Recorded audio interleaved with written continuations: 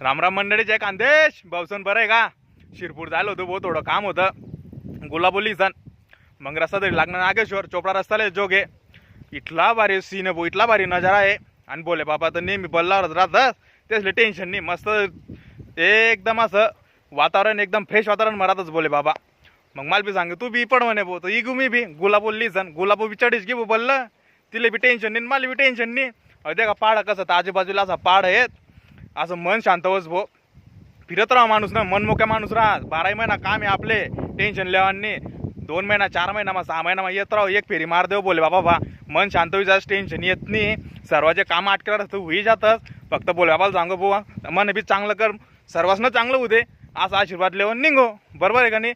असा नजारा आहे बुवाडे. एक स्वातरी या नागेश्वरले, गैर मन शांत बस, गैर मन शांत बस. एकदम भारी काम आहे आडे, एकदम भारी, टेन्शनच नाही.